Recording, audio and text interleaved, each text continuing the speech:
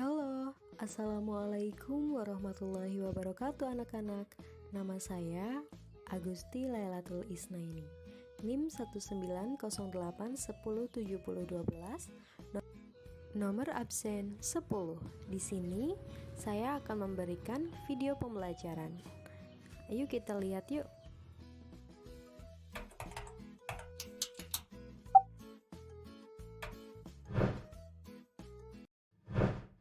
Assalamualaikum warahmatullahi wabarakatuh. Halo, apa kabar adik-adik semuanya? Gimana nih puasanya, lancar? Baik kabarnya, kakak berharap kalian dalam keadaan yang baik, sehat, siap, dan semangat untuk belajar ya. Hari ini kita akan belajar bersama-sama untuk mata pelajaran tematik kelas 5, tema 9, benda-benda di sekitar kita, subtema 1, benda tunggal dan campuran. Pembelajaran yang pertama. Nah, sebelum pembelajaran dimulai, alangkah baiknya kita berdoa terlebih dahulu ya, agar ilmu yang didapat berkah. Amin, amin ya robbal alamin. Berdoa dimulai.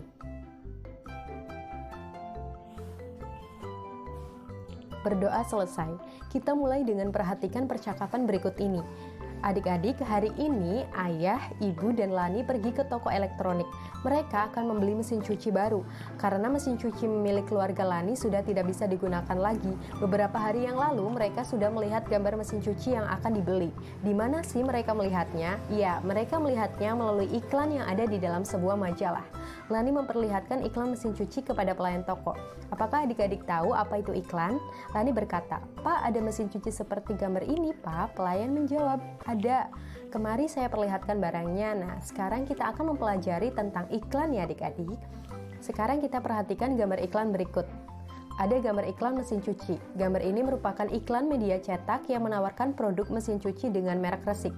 Iklan tersebut berisi penjelasan tentang produk dan kelebihan mesin cuci, dan iklan tersebut juga mengajak konsumen untuk membeli mesin cuci bermerek resik. Nah, kalau iklannya tentang alat elektronik, biasanya dicantumkan apa sih kelebihan dari alat tersebut?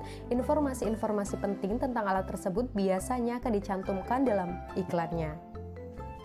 Iklan adalah suatu cara yang digunakan untuk menawarkan atau mempromosikan suatu barang atau jasa. Iklan biasanya ada di media cetak seperti koran, majalah. Iklan juga ada yang ditayangkan melalui televisi dan radio. Kita sudah tidak bingung lagi ya, karena setiap hari kalau kita nonton televisi pasti ada iklan. Di majalah, koran juga itu ada iklan loh. Jadi iklan ini digunakan untuk menawarkan atau mempromosikan suatu barang atau jasa. Nah adik-adik, apakah yang dimaksud dengan iklan?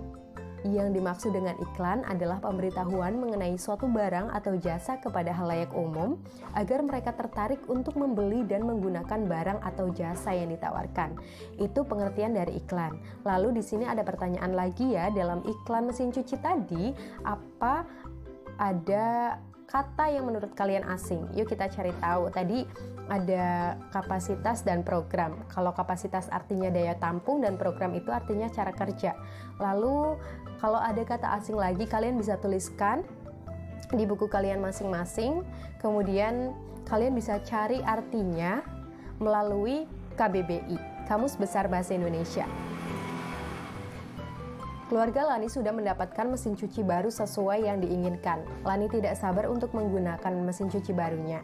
Sore harinya, Lani membantu ibu mencuci, lalu memasukkan baju ke dalam mesin cuci. Kemudian ibu memasukkan deterjen, lalu ibu mengisi tabung mesin cuci dengan air. Setelah semuanya siap, mesin cuci dijalankan. Setelah selesai mencuci, ibu mengeluarkan air melalui selai yang tersedia pada bagian belakang mesin cuci.